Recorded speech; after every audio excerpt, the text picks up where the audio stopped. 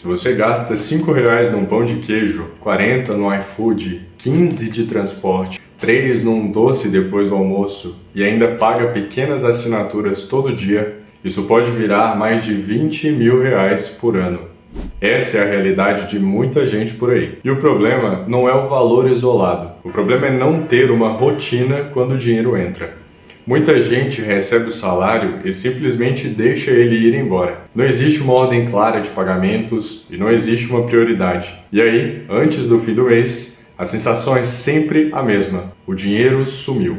Eu sou Davi Prado e hoje eu vou te mostrar as 5 coisas que eu faço toda vez que eu recebo para você fazer o mesmo e, com sorte, obter resultados ainda melhores. O que eu faço não é nada mirabolante.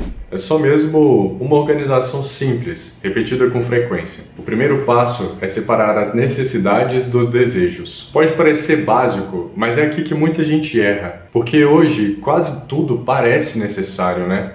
Mas a regra de ouro é a seguinte: se você vive sem, então não é uma necessidade. Nessa etapa, a gente seleciona os extratos bancários, pelo menos 3 meses, e marcamos o que são os gastos recorrentes. Eu não estou falando de uma compra isolada, eu estou falando daquilo que acontece todo mês e que vai acumulando ao longo do tempo. Depois, é hora de colocar cada gasto na coluna correta. Necessidade é o que mantém a sua vida funcionando.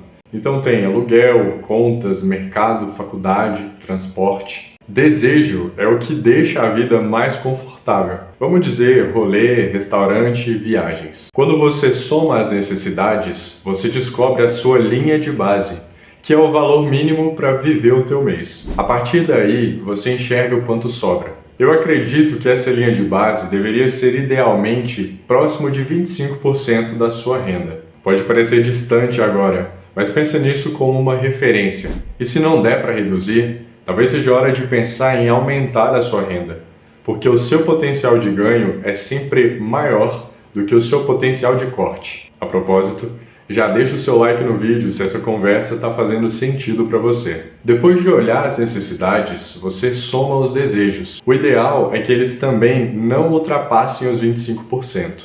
O segundo destino do dinheiro é a reserva de emergência, uma conta separada, de preferência em outro banco, fácil de acessar, mas que você não usa todo dia. Essa reserva não é para investir ou para multiplicar o seu patrimônio, é apenas para proteger o seu dinheiro, entendeu?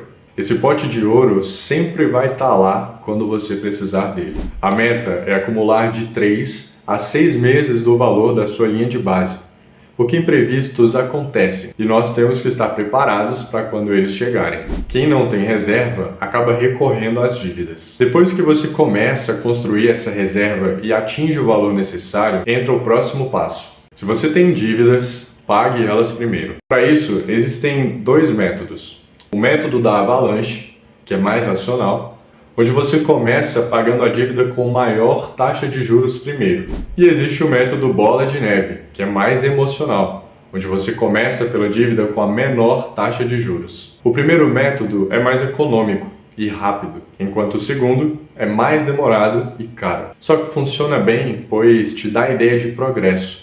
À medida que você vai pagando essas dívidas menores, você sente que está avançando cada vez mais. Independente disso, o que importa mesmo é sair das dívidas antes de pensar em crescer patrimônio. Depois que a sua base está protegida e as suas dívidas estão controladas, você começa a direcionar o dinheiro para construir a sua riqueza, e a melhor forma de fazer isso é investindo ou aplicando o seu dinheiro em negócios lucrativos. Porque dinheiro parado na conta vira gasto por impulso, e separar uma parte do que você ganha para investir é cuidar da sua vida financeira no futuro. E o último ponto é criar um sistema.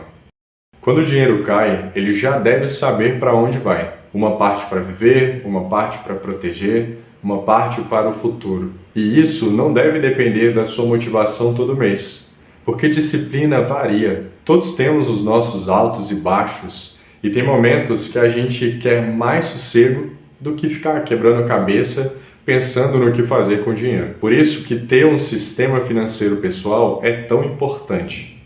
E no fim das contas, isso não é sobre enriquecer rápido, mas sobre parar de deixar o dinheiro escapar sem perceber. Então faz isso da próxima vez que receber. Repete por alguns meses e você vai sentir a diferença na forma como o seu salário se comporta.